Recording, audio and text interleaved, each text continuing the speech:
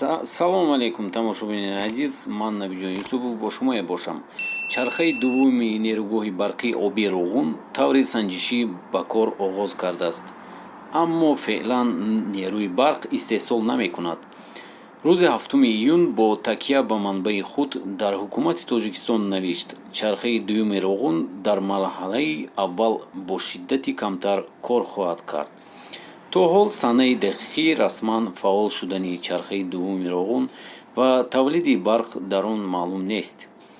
ду чархаи нерӯгоҳи Роғун ба таври муваққат насб шудааст ва мувофиқи нақша қарор аст то соли 2021 барқ истеҳсол кунанд ва баъдан иваз кардан хоҳад шуд. чархаи якуми нерӯгоҳи барқии оби Роғун рӯзи 16 ноябри соли 2018 ба истифода дода шуд, вале дар моҳи марти имсол чархаи аввал аз кор монд ва мақомот пас аз чанд ҳафтаи сарсуда хабарҳои холӣ кардани обанборӣ аз об тасдиқ карданд. онҳо гуфтанд ин кор ба хотири таъмир ва санҷиши чархаи аввал нерӯгоҳ сурат гирифтааст. ин вазъият ба истифода додани агрегати дуюми нерӯгоҳи Роғунро, ки қарор буд моҳи апрел ба кор сар кунад, низ ба таъхир гузошт.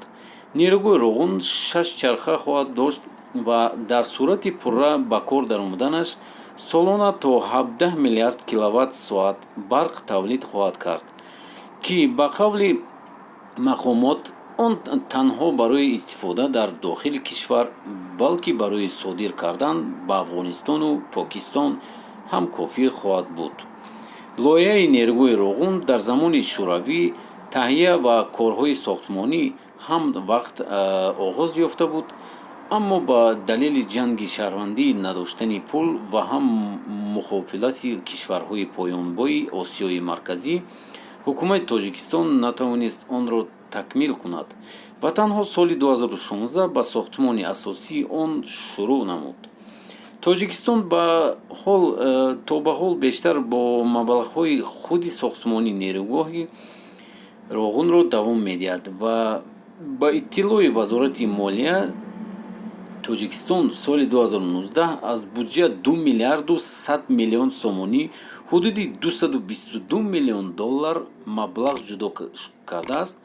соли гузашта барои сохтмони Роғун кишвар 4,7 миллиард сомонӣ равона кард буд, ки аз он 3,4 миллиард сомонӣ аз ҳисоби буҷа ва боқӣ аз пули евробондҳо ба даст омада буд. акнун сохтмони нерӯгоҳ Роғун ба марҳалаи бунёди сарбандаи